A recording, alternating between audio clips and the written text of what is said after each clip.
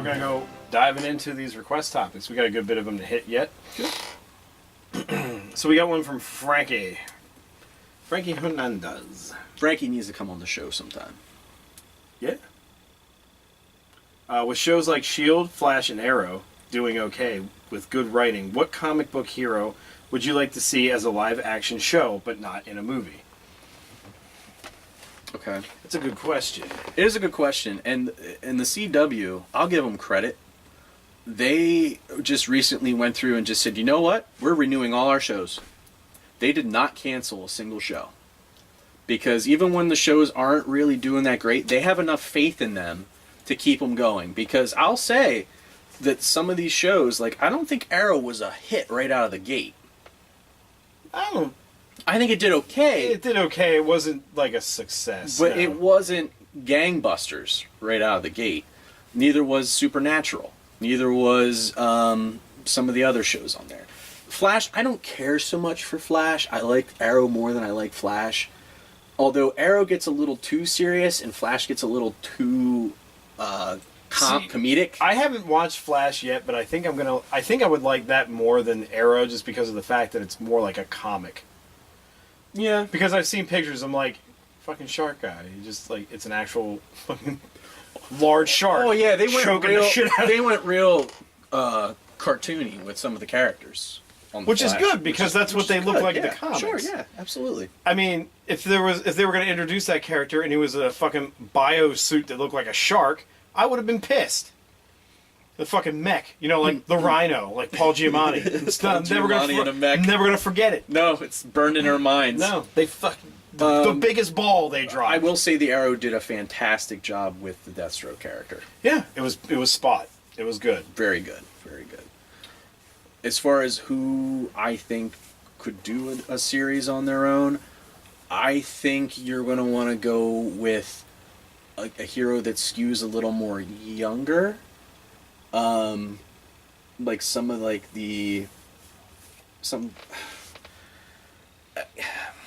I'm trying to think of where I want to go with this because I think one of the things about the Flash and the Arrow is they didn't have a film to live up to.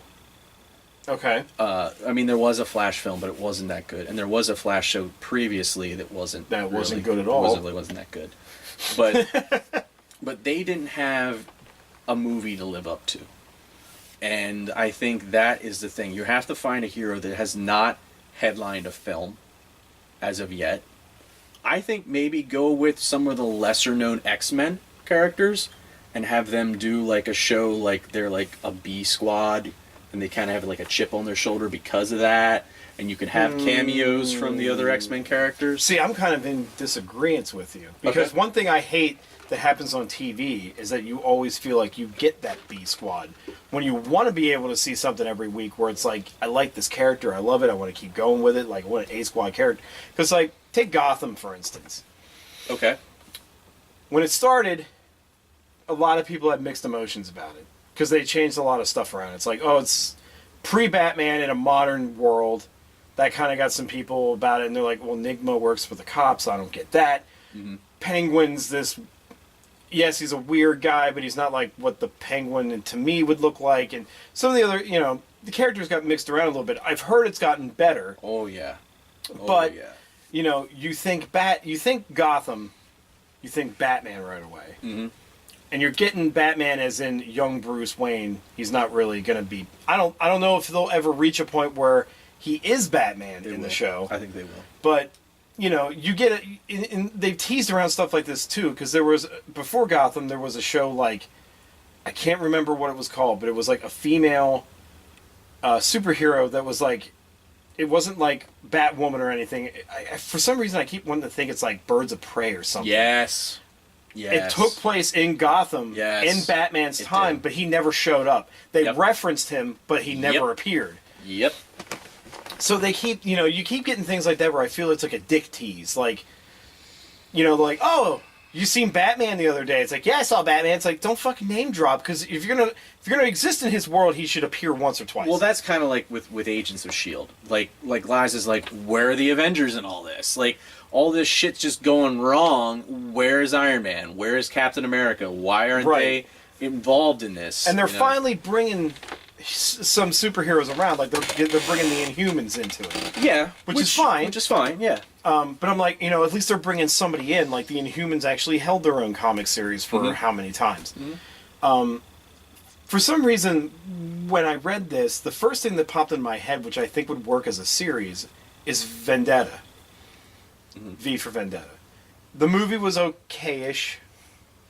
I don't think it didn't blow anybody's socks off, but it was still, I liked it. It has a huge cult following. Yeah, that's true. I think if you did a weekly series where you followed V fighting the British government, it's tirading government, and him trying to take it down, and actually have it planned, though. Don't do it where you're like, oh, we're just going to keep doing this till it gets stale. Plan it out. Make it like this is going to be a 2-season mini-series run where you see him starting and then actually taking down the government in the end. Because that's the thing I feel like the movie suffered from, is that... It was too much too quick. Exactly. They could have made 2 movies out of that. But it was like, no, here's him. Here, he takes Natalie Portman into his world. That's their way of explaining all of his backstory. Right. And then he just, sacrifices himself to take down the government. So I feel like that would work as a great TV show. Another way you could go is take a hero whose films didn't do so well, and you can just kind of say well, that never happened.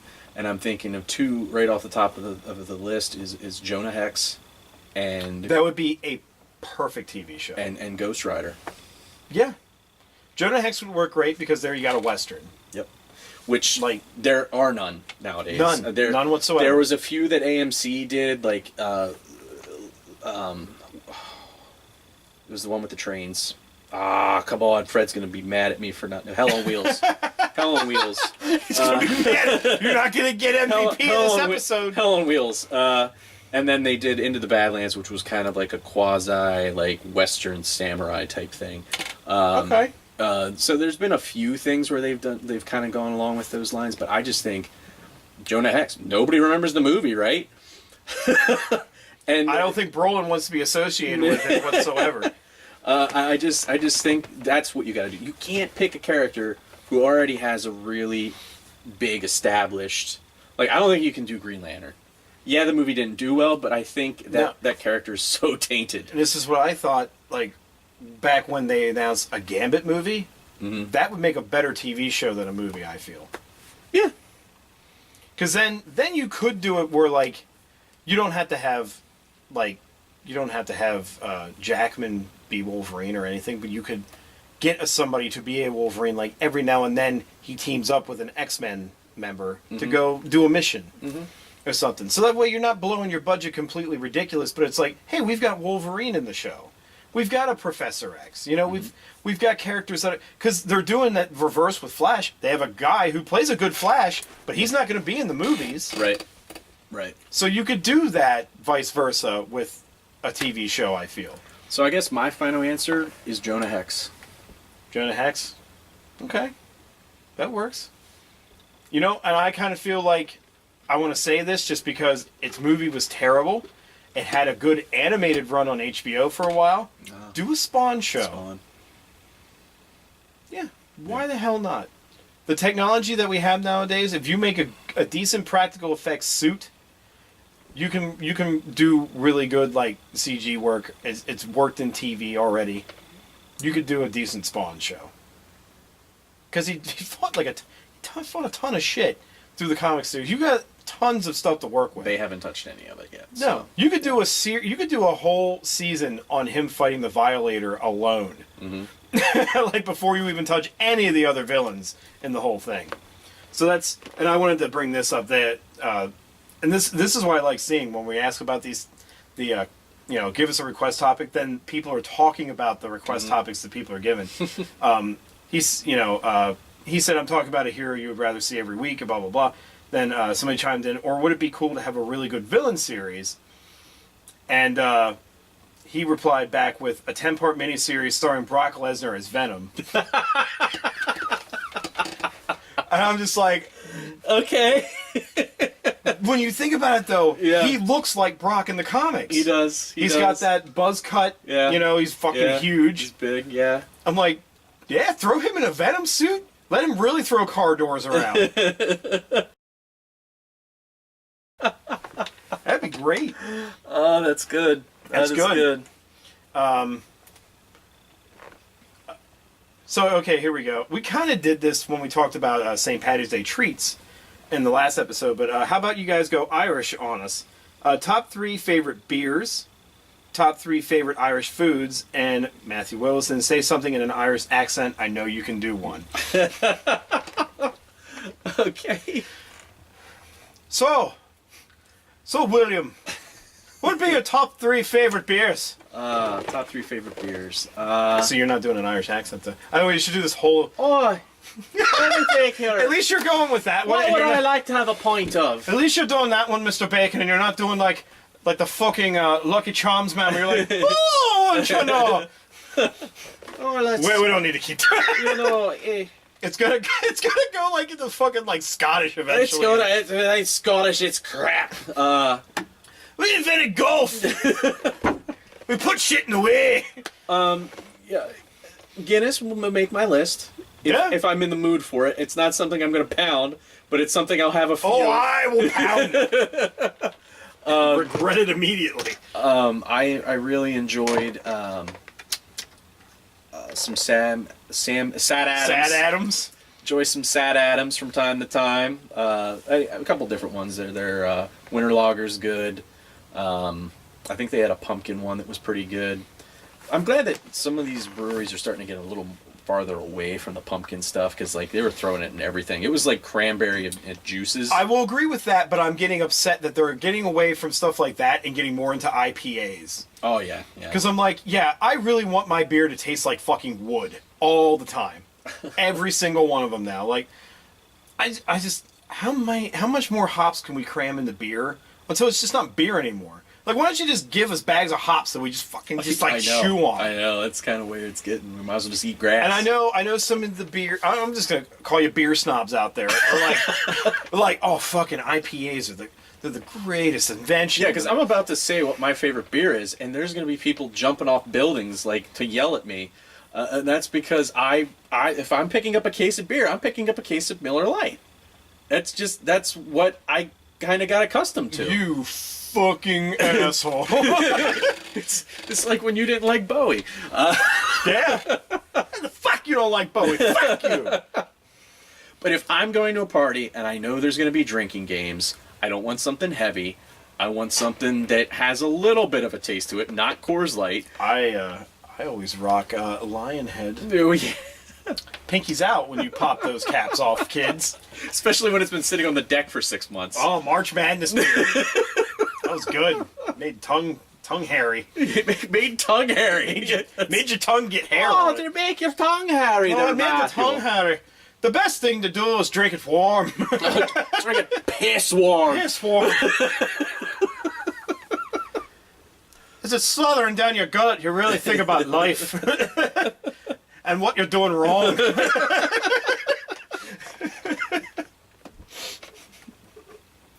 Like, why the fuck am I drinking beer that's been on a porch out in the sun for 6 months? Because we're out. There was no more beer. There was just no more beer. Oh my god, that was the worst thing I ever did in my life. And probably shaved like 20 years off of it. Oh yeah. They're the worst ones anyway. Favorite Irish foods? See, this is a tough one for me because I worked in a place where for at least 7 years straight, I made Irish foods. So you kind of don't like them after a while. Like bangers and mash? Yeah. I can pass on that. Shepherd's pie, I'll pass on that too. See, I like shepherd's pie. After you have to make it for 7 years, you're not going to like it anymore. Yeah, I guess that's true. Fish and chips is considered an Irish thing. Yeah, I guess it could be. To an extent. There's Irish people have curries as well. I love curry. Irish curry, I actually really like. They do curry and chips, which is really nice. Like curry with, just on a fucking pile of French fries. I'll eat the shit out of that because Irish curry is like, it's a thicker curry. It's not like a soup curry like Indonesians have and, that kind of stuff. So, I mean, I'd eat some of that, fish and chips. Never really been a big fan of that. Yeah. Because nobody around here does it right. I mean, like, I know when I was a kid, I was like, oh, it's wrapped in newspaper. That's so cool. And then you grow up and you're like, just fucking put it on a plate. Well, I need this fucking presentation. That's just like when you get gyros. They're like, we'll wrap this up in foil. It's like, I understand it's to be like for me to go, but I'm not going anywhere. I'm in a restaurant in a chair right now. Put it on a fucking plate. I'm sorry. No, I get airing my grievances. I get where you're coming from there. Oh my god. So, well, there you go. I told you how Irish foods that I hate instead of ones that I like. I gave you one that I liked and told you why I hated it. Well, in the last episode, we talked about how much you like the butter, so... The butter's great. Yeah, just the butter. Send me packets.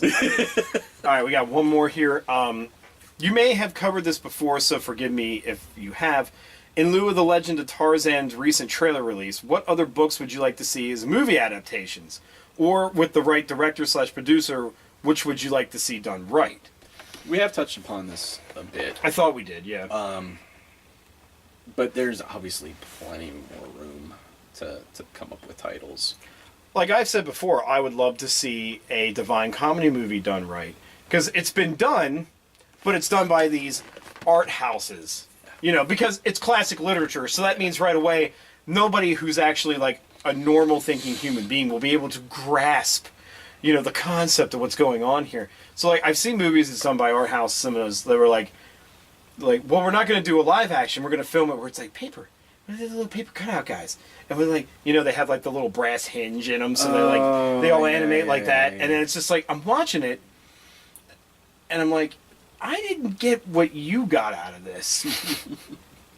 You got something completely different, because they animated it where it was like in modern times, so it's like he's going through a hell that's like New York City, but there's just random fires animated all over the place. Mm-hmm. I'm like, no, you're missing the point of the.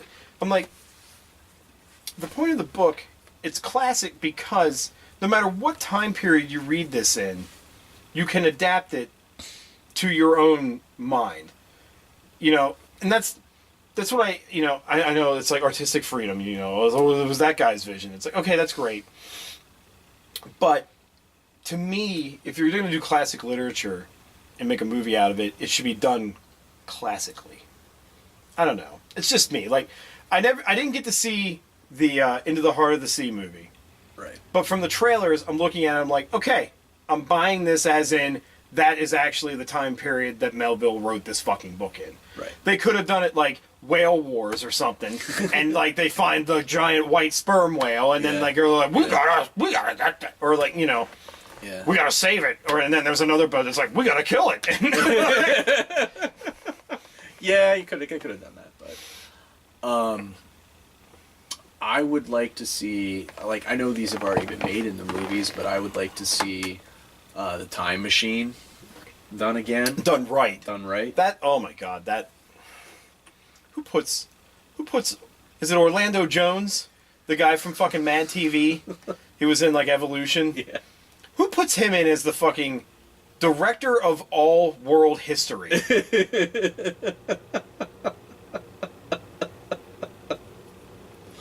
I mean, come on now. There was one good scene in that entire movie, and that was at the end when he meets the leader of that group, I guess you would, or like cult, I guess you would call it, or species, that were trying to wipe out the group that he was with, and like they have this existential talk about like what is time, what is life really? Are we all just a piece of fabric strewn about that makes a bigger picture, and we're just like what we do is meaningless? And they have like that kind of conversation, which is cool, and then it gets completely destroyed by like the time machine just turns on, and it's like, well, that's not normal. Well, let's get inside there. And he gets inside, and they're just like having this fight, and like all of a sudden, then that's when the bubble counts as like it'll cut something off if it's outside of it. When multiple times in the movie, he's like reaching out, grabbing shit all the time, and God, they were so close though. Like they could have done it. I don't know. I don't believe this has happened, but how about a modern day version of the book that Matt has read so many times through his scholastic career? Fucking yes. Why can we not? Because you know what? We're still fighting that goddamn struggle to this very day. And of course, we're talking about To Kill a Mockingbird. To Kill a Mockingbird. Now, I'll say this, though. We are still fighting that kind of a struggle today, but I do not want you to adapt it to the struggle that we're fighting today. I don't want, like, Black Lives Matter showing up in a To Kill a Mockingbird story. It can be a period piece. It doesn't have to be modern. It can be a period piece, just done. But that's the beautiful thing about that book, is even if we still wouldn't have a, racism thing against black culture or anything like that still going on, like, as much as we would like to get rid of it, I don't think it's ever going to go away, just because you can't change everybody's mind. Right. So, but that's the beautiful thing about that story, is it will transcend through generations forever, because even if it was to go away, you can still adapt something that's going on in that time period of hatred to this core message of that story. So it's perfect. It's, as much as I've read the book forcefully, it's still an excellent novel. And the movie that was made with Gregory Peck is fucking awesome. I'm not slating that in the least. That is a fantastic it's a classic movie, and if you haven't watched it, you should. It's great. Peck is Peck in it. He's one of those people who just Peck in everything. Yeah. But for even in The Omen, he was still Gregory Peck. Yeah. But in that role, though, like, that's how I kind of pictured Atticus to be anyway. Yeah. So it worked. Like, he was perfect for that.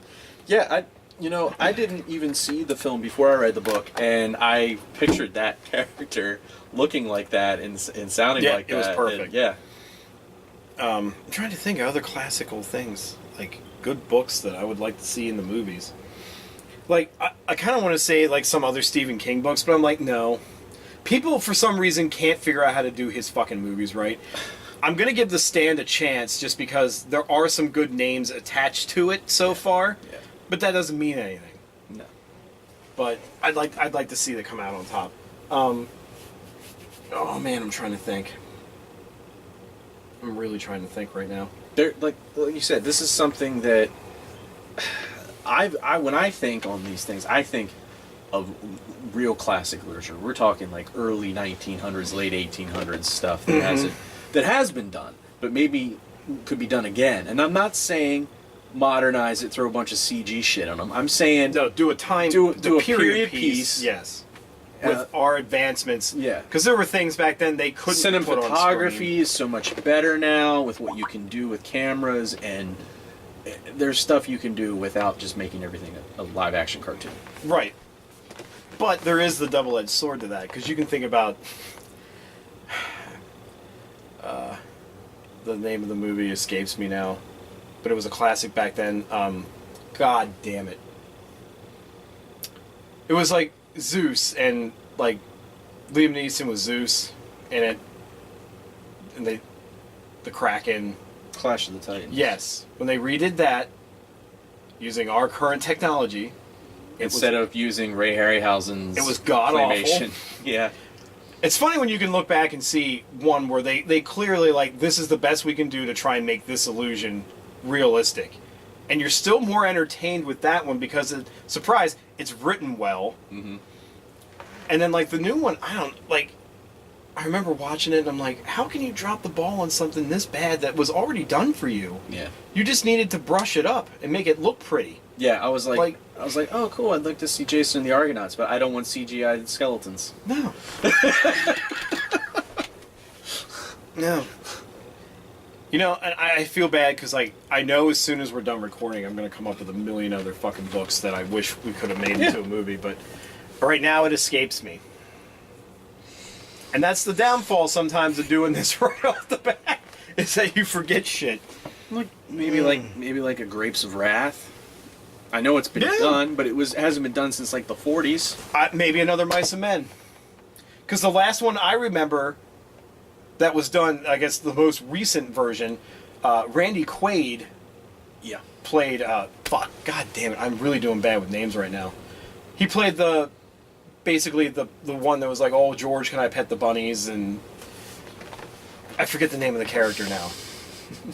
I can't remember it either. Damn it. Lon Chaney did it in the... Lon Chaney was fucking perfect with that, though. Yeah, Lon Chaney Jr. He's underrated. Everybody like makes him out to be just a hack who was drunk all the time, but he had good roles. Yeah. And oh my god. But they could really redo Lenny. that. Lenny, thank you. They could redo that. Because that's another story that's timeless. Mm-hmm. So, yeah, whatever. There's just a few ideas off the top of our heads. Yeah. Let us know if there's a book you think could make a good movie in the comments below that's like hasn't been done yet that's classical. So with that one, how about I did it last time, Will? You go ahead. You tell these fine, pretty people. Well, first of all, remember to come back and watch and listen to the WrestleMania podcast. It's going to be coming out April 3rd! April 3rd, bitches. Do it or we'll kill your firstborn child. I don't have that much commitment. Yeah, it won't. Honestly, I could threaten it, but it's never going to happen. Yeah, you are 100% safe. There's no follow through happening with that. Remember to stop by Grinded Word. We're doing more reviews. We're doing unboxings. We're doing loot crates. We're doing Marvel stuff. They might be late, but we're doing. We're doing classic horror reviews and retrospectives right now. Right now, I'm delving into the library of the great horror producer Val Lewton. I can't wait till you get into 80s horror, and I will definitely co-write things with you. Yeah. We're definitely going to co-review Ice Cream Man. When we start getting into Steven Dorff territory, I'm going to be fucking amazingly happy. Also, remember to stop by our YouTube channel, subscribe. We're over the 50 subscriber mark, but we'd like to get that higher. The more subscribers we get, the more content we can bring. Yeah, the more stuff we can do for you. The more stuff we can do. We can upgrade our technology, all sorts of good stuff. Be sure to remember to subscribe on iTunes, grindcast.libsyn.com. Come on the Facebook page, comment, like the page, comment, give us request topics, discuss request topics with each other. Yeah, I mean, this has been going on lately more often, and I like this because this is the kind of community I've been wanting to build with this. People getting in, it's like, oh, I'd like to do this, and then it's like, they just go with it, and that's awesome. Don't be shy. Nobody has a wrong thing to say, except for maybe us from time to time. No, and honestly, the people that we know that normally comment there are not going to go against you. They're not going to fight you over it. Maybe one of them will. But he sticks to mountain monsters, so you're probably, you're pretty much fine. And I don't think I've missed any. The podcast source yeah, various. Just look on Google. We're there. Or in the annotations, or in the annotations below. Down below. Because Matt took the time to put them in there. Yep. So as always, thank you for watching. Thank you for listening, and we'll catch you on the next one. Bye, guys.